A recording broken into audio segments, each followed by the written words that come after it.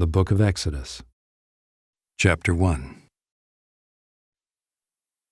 These are the names of the sons of Israel who came to Egypt with Jacob, each with his household: Reuben, Simeon, Levi, and Judah; Issachar, Zebulun, and Benjamin; Dan and Naphtali; Gad and Asher.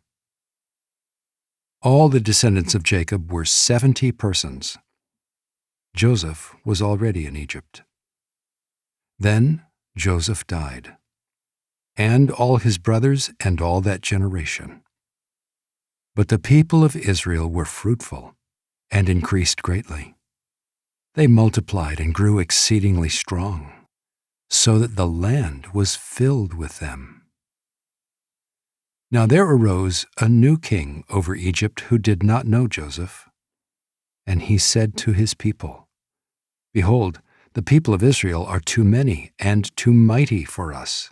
Come, let us deal shrewdly with them, lest they multiply, and if war breaks out, they join our enemies, and fight against us and escape from the land."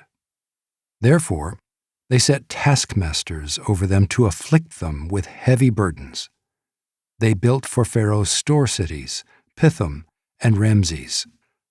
But the more they were oppressed, the more they multiplied, and the more they spread abroad, and the Egyptians were in dread of the people of Israel.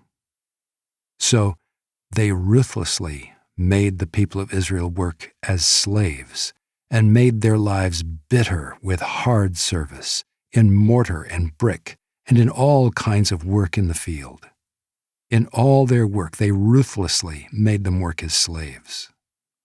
Then the king of Egypt said to the Hebrew midwives, one of whom was named Shiphrah and the other Puah, "When you serve as midwife to the Hebrew women, and see them on the birth stool, if it is a son, you shall kill him. But if it is a daughter, she shall live."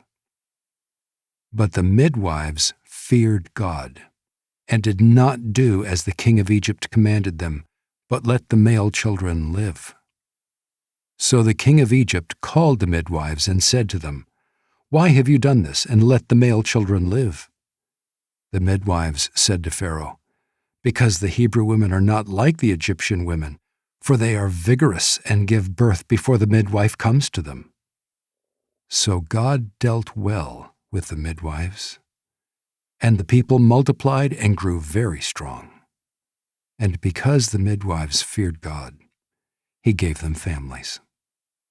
Then Pharaoh commanded all his people, "Every son that is born to the Hebrews you shall cast into the Nile, but you shall let every daughter live."